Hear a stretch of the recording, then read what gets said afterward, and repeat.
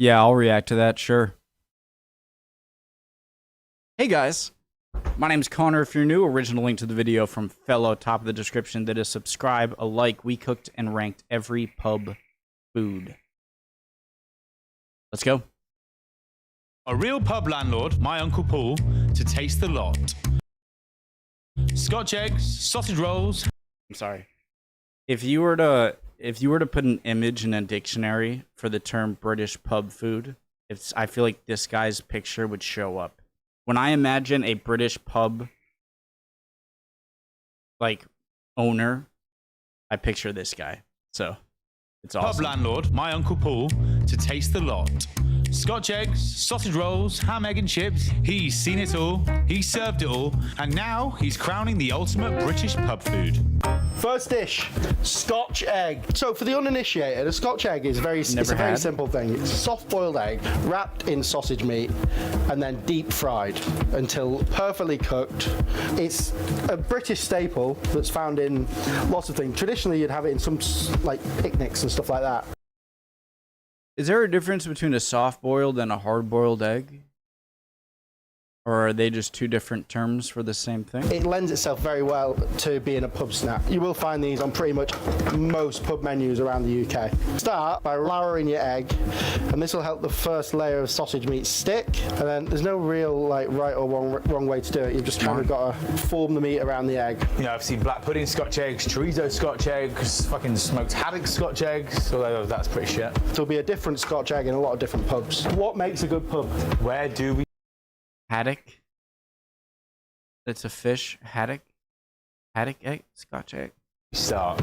There's got to be a good selection of different beers. Yeah. And lagers. Beer. Your favourite is shit lager, isn't it, Jack? Yeah, I like refreshing. Yeah. You like Crisp, refreshing lager. More European style. Stella. Realistically, when you're younger, the best pub is just the pub that lets you in, I guess. So, Scotch egg goes in. Scotch egg in all its glory. Scotch egg, what do you serve with? That is a debatable question. Mustard, piccalilli, chutney. Wrong. Good old-fashioned English mustard. Not Piccalilli? like American mustard. American mustard's a bit too acidic and very sweet. I actually love it, but different to this. It's not like a French mustard. French mustard's a bit meh. You know, it's more of an ingredient. This is a standalone. A little bit mustard there just to keep it in place. Bosh. Then nice swipe of English mustard on the side of the plate as well. Pub classic Scotch egg. Let's send this up to our resident landlord, the big dog, Paul. Hey up. All right, Paul. Ah, now then, how's we going? So we've enlisted the help of the finest pub landlord in the country. I have a small little foodie operation called the Thorold Arms in Harmston. So we're going to got 10 dishes for you. The winner stays on, basically. Winner Harmston? Harmston? Where's that, guys? stays on. Right. Who doesn't know the Scotch egg? It's a food to go. It's very portable. Yeah, good texture, nice mouthfeel, seasoned right. We've set the bar pretty high on the first one. It's a good start. Okay. Yeah, you can have that one. Okay, our next pub dish could split the room. This one we have pork scratching. So we've got the pork. Okay, so does a soft-boiled egg just mean an egg that is softly boiled? That was the dumbest thing I've ever said. Jesus Christ. It like is a hard-boiled egg an egg that's boiled to the point where the yolk is still intact, or a soft-boiled egg is an egg that is boiled to the point where the white is cooked but the yolk is still runny? Is that the difference? Another thing I've never had. Looks great though. Skin that we boiled earlier on in the ham stock. It's been fully dehydrated, and now we're just going to break it up into some sort of smaller chunks. It doesn't need to be a perfect size. It can be sort of a bit random. And you just need to preheat your oil to about 200 degrees C. So this dish sort of came about from the area we call the Midlands in the UK, which is sort of like the heart of England. Rutland? No, not Rutland. Warwickshire?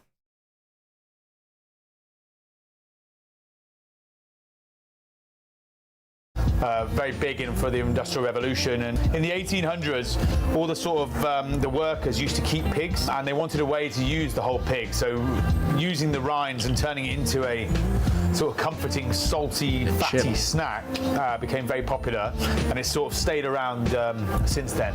So we're going to drop our skin into the hot oil. Just be super careful if you're doing this one at home. So they should puff up and curl up, and you just need to keep moving them around in the oil. So I'm surprised that such a dried out, very kind of crunchy already pork skin actually curls up like this when it's put in the oil. they're fried up, it's going to remove them from the oil. This isn't such a pub dish. It's more of a pub snack. But we felt like we had to put it on there because it is such an iconic thing. Paul is a traditional pub landlord, as traditional as they come. Is he going to like this version of a pork scratch? Yeah, because it's not. This is actually potentially not that traditional. No, I don't think I've got a feeling he's not going to rate it. Thanks for coming in. Why am I doing all the heavy work over here? Classic. Pork scratching. Now they look very plump and very non-commercial, shall I say. Well, they don't look traditional. Normally those bags you get, those dodgy bags you get. I like the dodgy bags. The dodgy bags are great because they're nice and salty and gets your punches drinking. Yeah. Right, let's have a go. They are. Smart. Salty snacks, meaning they'll be more thirsty and order another. Gets your punches drinking. Yeah. Right, let's have a go. They are super. Yeah? No, I'm very impressed with that. What are we thinking? Are we going to stick with the Scotch egg, or are we going to twist to the pork scratch? I think that pushes the Scotch egg to one side. Next up, Ploughman's. It's not my favourite at all. I'm actually not a big fan of it in the slightest. We're going to start with ham, which has just been honey roasted. But to be honest, it can be quite versatile. This could be beef, but normally some cold cut of meat with cheese and bread is basically what a Ploughman's is. But the history of a Ploughman's is pretty interesting. It's not.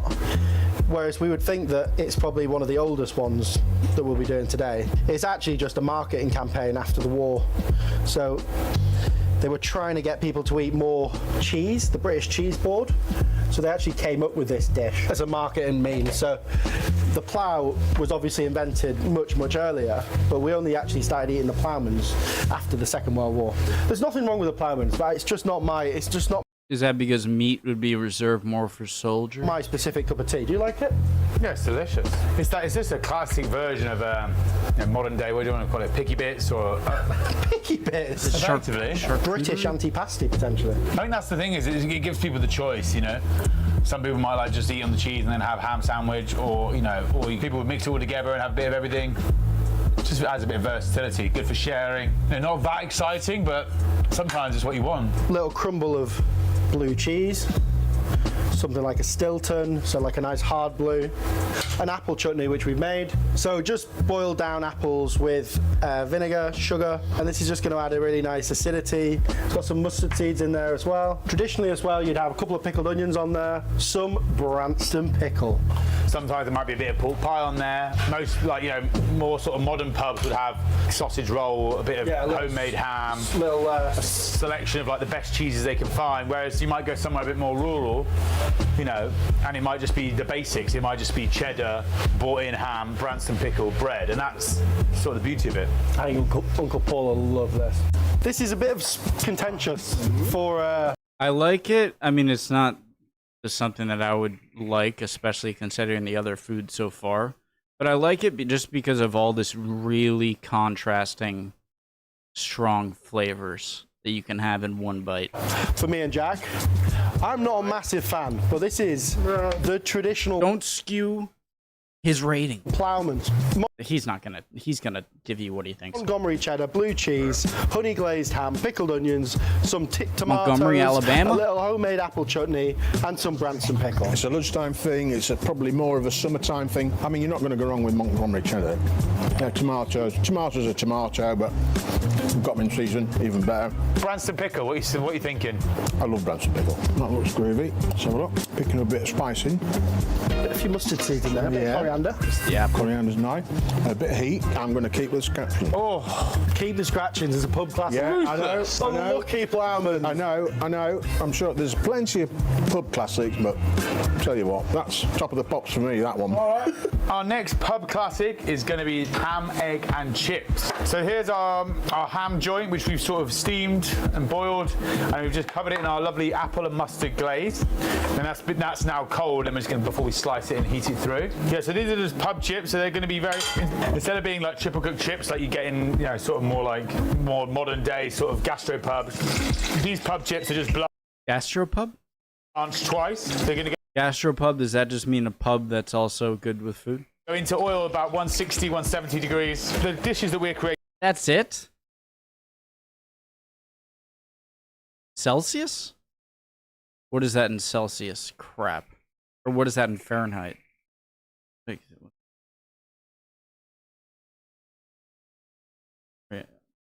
Like 350? Here are classic British pub classics you can find in your local pub, whereas a gastro Do British people use Fahrenheit?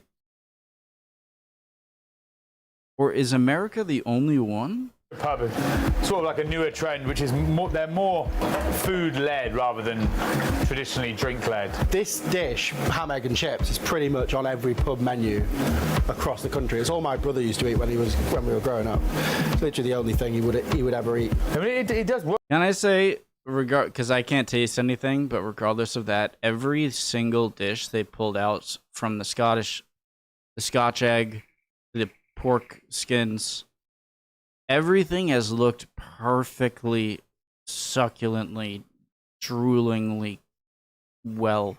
Oh, it's delicious. It's even a nice dish to have at home, to be honest with you. And there's not much more classic combos than potato and egg. I mean, they do it in every cuisine around the world. They're delicious. And I think it was a very classic, it was something that was readily available in the wartime. And then obviously once we came out of the wartime and meat was more readily available, the addition of sort of ham and gammon and steaks and stuff like that was added to the combination. British pub food is, you're not necessarily having it just for the best flavour combination. No.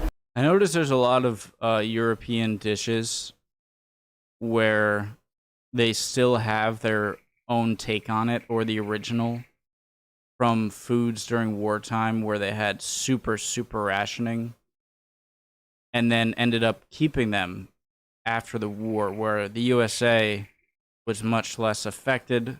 We had rationing, I believe, back then.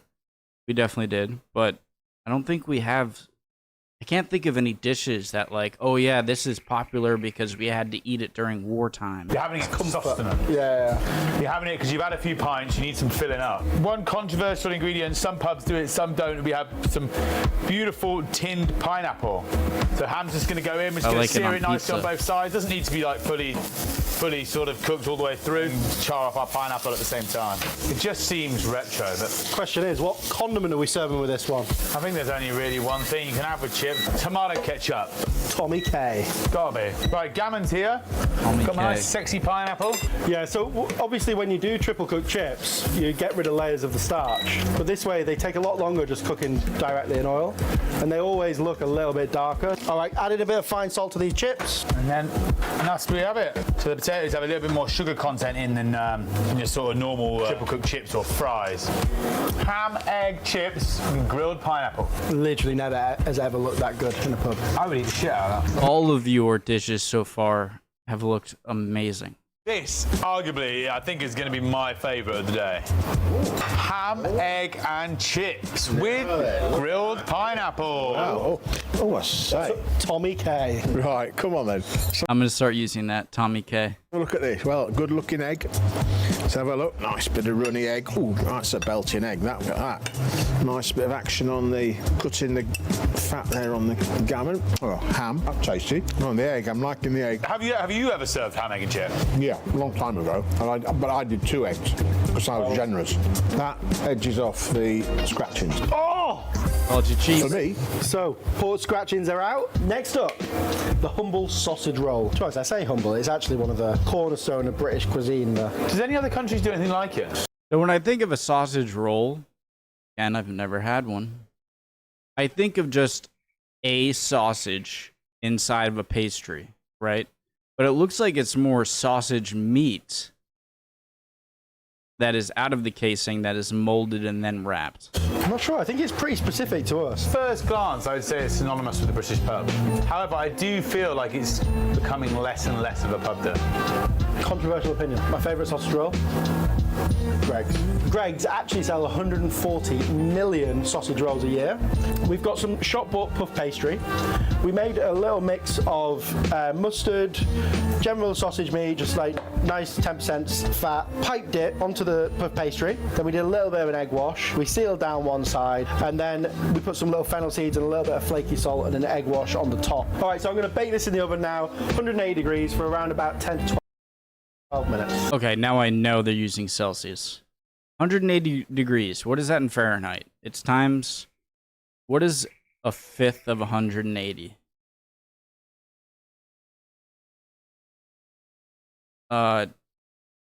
16...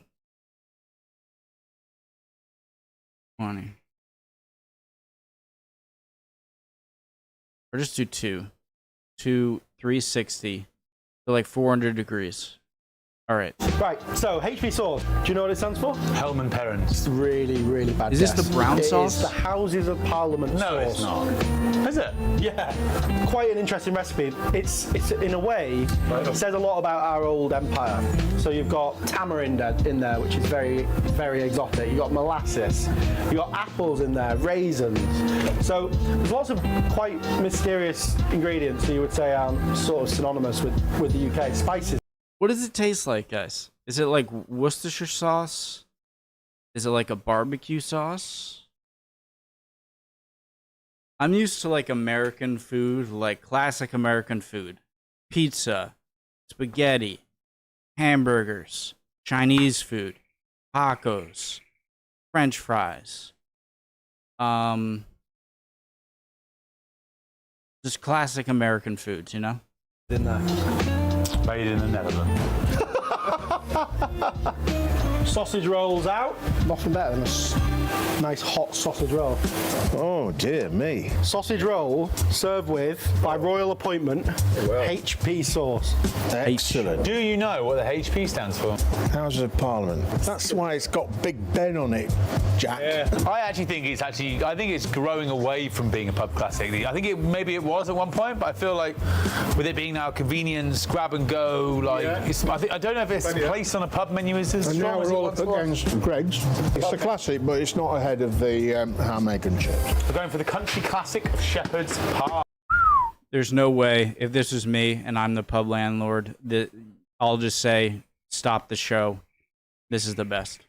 This one, not only a pub classic, but it's graced the family dinner table for many, many years. Traditionally, it used to be just thin slices of lamb, but it's actually minced lamb that we've used now, and that's more what we use generally. I think that'd be better, because thin slices of lamb, I feel like when you dig into it, it's going to be kind of awkward to get some ham in each bite with the potato. To make shepherd's pie. So we've roasted that off, added in some carrots, onions, and some peas. But yeah, so really nice rich mix, and then just gets paired with the potatoes. Whereabouts in the UK did it come from, shepherd's pie? It must be Lancashire, I've got a feeling. It's from the north, but Lancashire. That's where my family's from, side of the family. Lancashire, Littleborough, Hare Hill Road. Littleborough, Lancashire is where my mom's side, my mom's dad's dad, great. that way. Definitely a northern dish. So we've got some parsed potatoes. We've got our minced. We've just warmed it through slightly, but we don't need it hot when we bake it. So it's going to get the mash roll in next. Importantly though, it's not like, this isn't a Roubuchon style mash. It needs to hold together a lot more. So the more fat you put in there, the more it'll be. To be honest, you're just using the fat and the fat and the milk to let it down a little bit. Melt that down, and we're going to add our spuds. And that is pretty much most of the stuff we need. So I'll be very interested to see how Paul rates it as a pub classic. Cool. So we made our mash now. So next we're just going to whack it on top of our pie. So shepherd's pie. Mash on top, we've got mince underneath. Really simple presentation. Gonna roast that in the oven, just lightly brown the potato, and that'll be ready in about 15 to 25 minutes. So just had our shepherd's pie come out of the oven. So look in all this, got the lovely sauce bubbling around the outside. That looks stupendous, chef. That is gonna take some beating. Looks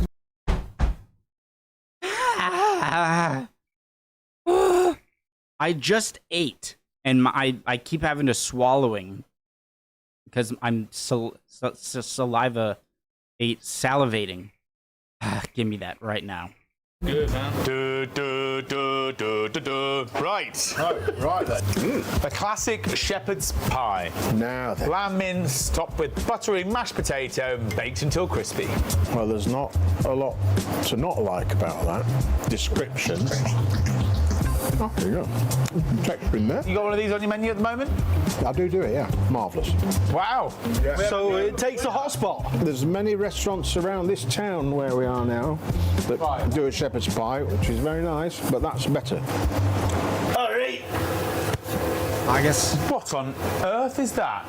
That, my friend, is a beautiful wild haggis. Been running around the field, isn't it? Yeah. So, haggis, neeps and tatties. Wild haggis. Terrible accent, that. Really bad. Need to work on that. Haggis, neeps and tatties. Terrible accent. Haggis, that. neeps Really and bad. Need tatties. to work on that.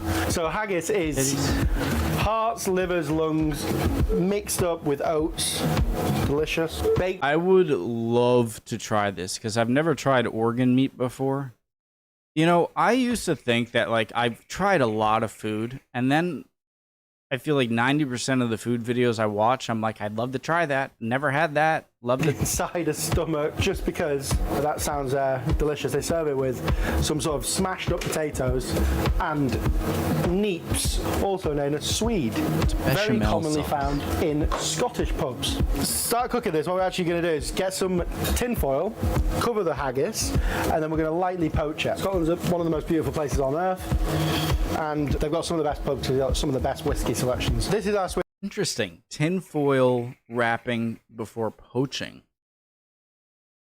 Curious. I wonder why. Because, I mean, that's not going to keep the water out. Maybe it just helps keep it together. That we've cooked. This is our tatties, or potatoes, and swede we've just boiled, added some butter and seasoning. Interestingly enough, it's actually illegal to eat haggis in the US. They don't mind chlorinated chicken, but when it comes to all of these cancer-inducing dyes, chlorinated bleach chicken and stuff. Haggis, banned. in lung, they're out. And this is our whiskey sauce, which is shallots, some good Highland whiskey, a little bit of stock, a little bit of cream, and a little bit of mustard. So quite simple. Also quite beige. Right, look at this bad boy. Who's that face? Quite simple. A little bit of stock, a little bit of cream, and a little bit of mustard. So quite simple. Also quite beige. Right, look at this bad boy. Oh, I'm getting a lovely aroma. Oh, it's like doing an umbilical cord. Take off the sheep casing. Now, it actually smells delicious, to be quite honest. I've got my little neeps. I'm going to back I've got the tatties on the plate. Nice, delicately placed there. People of Scotland, let us know if we've done you proud. Was this Two bagpipes. Haggis, I say, meats hell. and tatties with a whiskey sauce. Blimey, look at that monkey. Is that not a normal portion size? I'm a big haggis fan. They're very hard to catch, aren't they? We've got two short legs and two long ones because they walk around on hillsides. I didn't know that was an actual like British inside joke. I saw like a and people in my Discord have shown it and stuff, but I seen like a YouTube short or a Instagram reel or TikTok or something of AI haggis like jumping around the field. I didn't think it was this much of a joke. That's hilarious. Well, it tastes very, very good. It's actually probably the worst looking thing we've served today, but I would say one of the best tastes. I think it's very tasty, but I don't think it edges that shepherd's pie. Oh, okay. Fair enough. So the haggis has lost out to the shepherd. What is this, guys? Is that like squash, sweet potato on the side? Oh, okay. Fair enough. So the haggis is lost out to the shepherd. But only by a whisper. By A whiskey's breath. By a By a whisker. whisper. By a whisker. Yeah. Bangers and mash. I would say by a This has got a whisker. place in every pub across this green and pleasant land. In the First World War, meat was rationed. So, to be quite honest, cheeky little butchers would put more moisture, grains into their sausages to try and make the meat go further. Because of the extra water content, the sausages, interestingly enough, my butcher's back home had a gas leak and exploded. And I can confirm the sausages did go with a bang. What do you think, Chef? Your favourite? Can you confirm they survived? Yeah, I think it is a classic. It's one of those ones you don't normally think about. Then when you have it, you're like, oh, it's pretty nice. What about a Like, I would sausage never roll? order bangers and mash. And mash. I really would. Definitely not elegant, but this does exactly what you need it to It's do. all about the quality of the sausage, I think. Okay, so once you've got a nice colour on the sausages, whack them onto a tray, and they can finish in the oven. Okay, so we're going to add our onions in, and we're going to get a nice caramelisation and a colour on them. Add in a little knob of butter. Our onions are nicely caramelised. Put in a little bit of flour, just so the sauce will have a little bit of thickness and consistency. And then I like to go in with the good stuff, Liam Perrins. So good splash of Worcestershire? that. And then go in there with a nice big bit of beef stock, and then we'll finish with some beautiful whole grain mustard. What we want is this really beautiful, silky, caramelised sauce. Not too thick, because it's going to glaze all those sausages in the mash. I think this could take it. So simple, but, excuse the pun, banging. Look at that. The sauce looks delicious. on Sausage all and of them. mash. One of Britain's most famous classics. On many a menu still today. Here we have Wow. bangers Did you say and slay? mash. Look at that. Onion gravy. Like, Oh, it looks good. Blimey.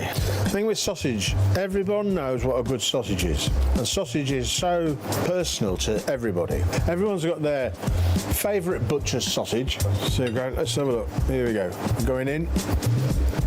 That juice strong. Good. I'm old-fashioned. I used to twist sausages as a kid at 14 in my local butcher's shop where I started.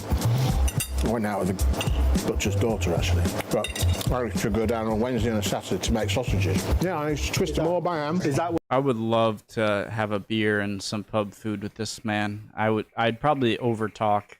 When I'm with someone who I'm really interested in talking to, I'm afraid because I asked. Okay. where you learn how to twist a sausage with the many. butcher's daughter? That's too much information. Twist a sausage with the butcher's daughter. That's too much information. I'm still pulled towards the shepherd's pie. Whoa! I don't blame him. It Bangers looked and amazing. mash. Shepherd's Shepherd's pie. pie still takes it. That's where I am. I think we've got something coming up Fish and that's going to chips? change your mind. Oh, right. Well, bring it on. Right, next up, we've got a classic steak and ale pie. So we've just got a little pie mold here. Just going to rub around a little bit of butter, just to lightly grease it up. Probably one of the most dishes that people most think about when they think of British food, right? So we've got a nice classic sort of. When I think of British food, I think of. Why am I trying to? I think of a roast dinner with Yorkshire pudding and bangers and mash and fish and chips. Shepherd's pie. All butter pastry here, which we've made and chilled it down, and now we're going to roll it nice and thin to line our pie dish with. So just the classic, all butter short crust pastry, many different names. So we're going to line the bottom and the top. So many different variations of pie in this country. You can do a classic sort of. There's like the East End London pie, which is sort of made with mince, which wouldn't really be served in a pub. That's more of a sort of Pie and mash shop. Yeah, pie and mash shops that sort of where all the workers would go. Whereas in a pie, it'd be a bit more, that's sort of like quite rushed, quite simple pie. Whereas this is sort of like the next level up.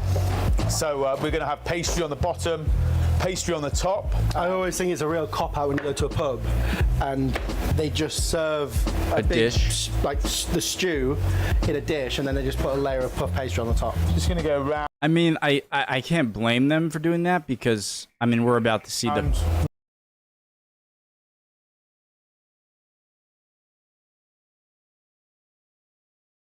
Here. Right, next up, we've got. Look at that. Why does that? How can you make it look that good and make it so like it's not leaking or anything? Sorry. All right. They just put a layer of puff pastry on the top. Just going to go around, making sure we leave enough pastry to line the sides of our pie. I'm just going to lift it up and fold it into our pie dish. Uncle Paul is a pie connoisseur as well, so I think he's going to go quite ruthless on this one. Yeah, he's Northern as well. Northerners in their pie. I have high hopes. I think this is the winner for me.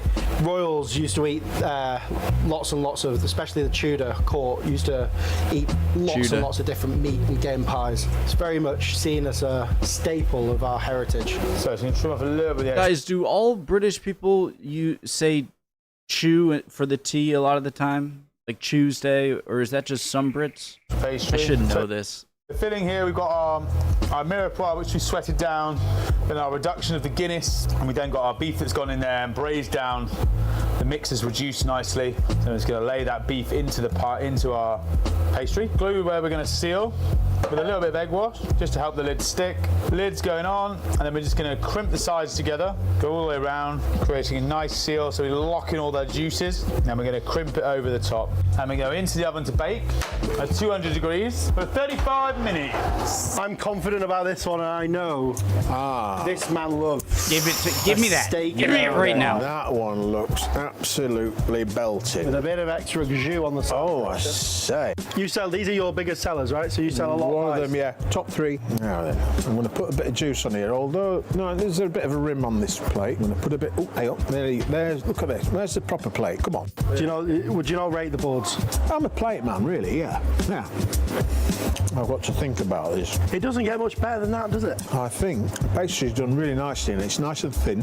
It's just edged the shepherd's pie. This Oh! my mum would love this. Everywhere I take her out, she has steak pie. Steak and ale pie.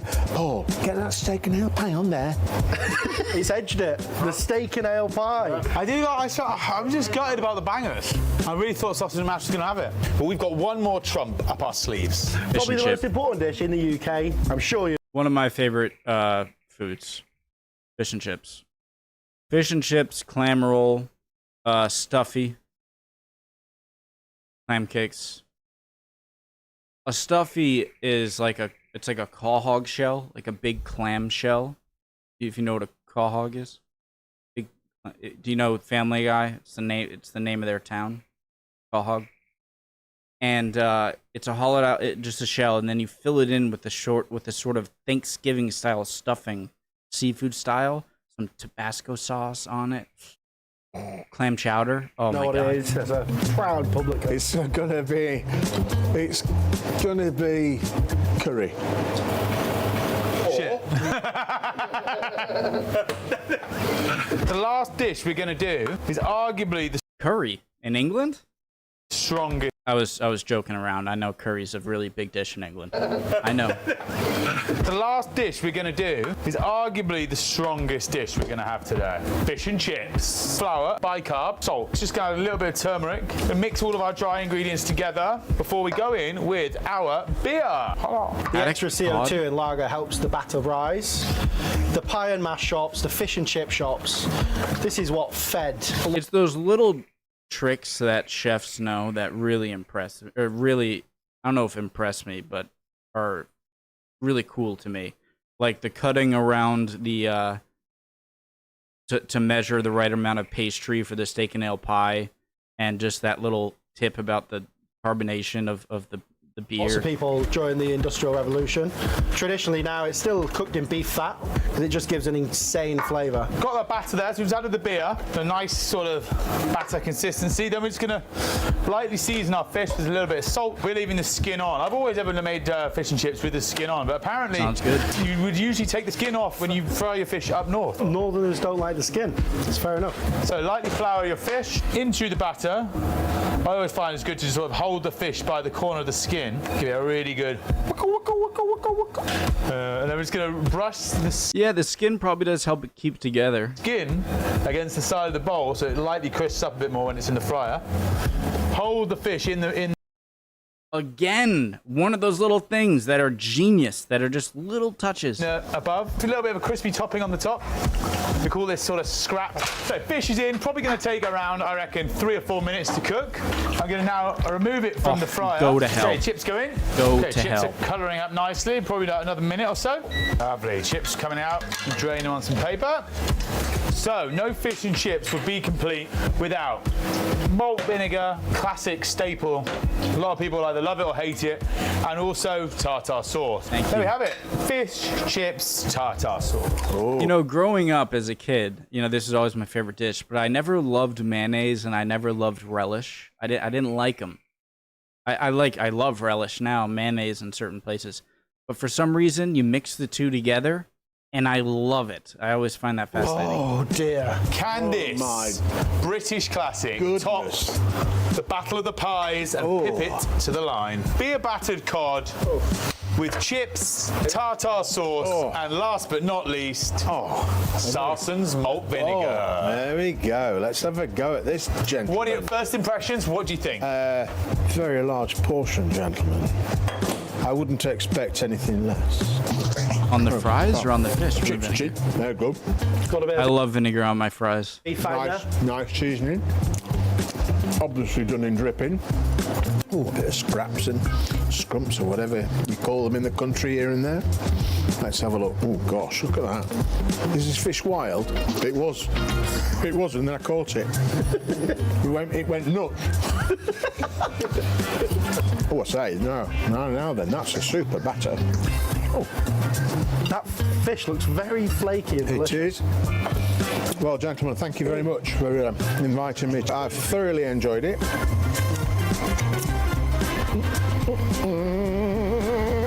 I'm going to go fish and chips, gets it on a short head. Oh my. That's it, yeah. But it was so tightly packed. The grouping can't was believe so. it. It's like a triple 20 3 times, but one was a bit closer to the wire than the other one. I don't even have a favourite because I'm looking at it. Right, I they're can't all- decide which way it would To have be gone. fair, they're all belters.